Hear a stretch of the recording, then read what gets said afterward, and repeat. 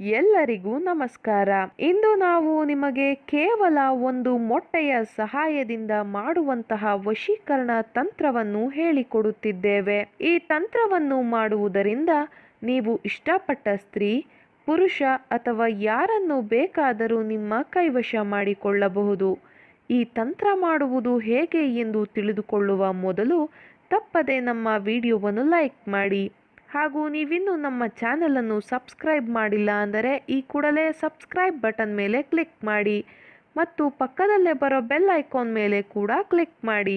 ಮೊದಲಿಗೆ ಮೊಟ್ಟೆಯ ಮೇಲೆ ನಾವು ತೋರಿಸುತ್ತಿರುವ ಜಾಗಗಳಲ್ಲಿ 2 0ಯನ್ನು ರಚನೆ ಮಾಡಿಕೊಳ್ಳಬೇಕು. ಅದಾದ ಬಳಿಕ ಮೊಟ್ಟೆಯ ಮಧ್ಯಭಾಗದಲ್ಲಿ ಹಾರ್ಟ್ ಶೇಪಿನ ಒಂದು ಚಿತ್ರವನ್ನು ಬರೆಯಬೇಕು. ಅದೇ ಹಾರ್ಟ್ ಶೇಪಿನ ಚಿತ್ರವನ್ನು ಮಿಕ್ಕ 3 ಜಾಗಗಳಲ್ಲಿ ಬರೆಯಬೇಕು. ನಾವು ವಿಡಿಯೋದಲ್ಲಿ ತೋರಿಸುತ್ತಿರುವ ಹಾಗೆಯೇ ಮಾಡಬೇಕು ವೀಕ್ಷಕರೇ. ಹಾರ್ಟ್ ಶೇಪ್ ಬರೆದಿರುವ ಮೇಲ್ಭಾಗದಲ್ಲಿ ನೀವು ಯಾರನ್ನು ನಿಮ್ಮ ಕೈವಶ ಮಾಡಿಕೊಳ್ಳಬೇಕು ಅಂತ ಇರ್ತೀರಾ ಅವರ ಹೆಸರನ್ನು ಬರೆಯಬೇಕು.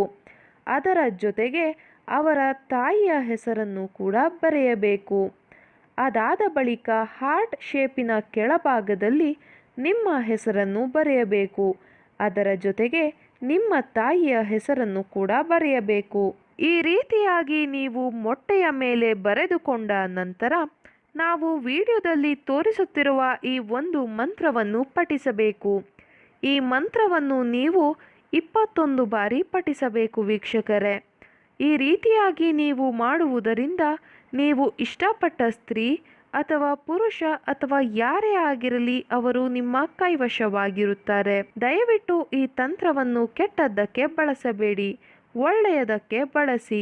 ವಿಡಿಯೋ ನೋಡಿದ ಎಲ್ಲರಿಗೂ ಕೂಡ ಧನ್ಯವಾದಗಳು.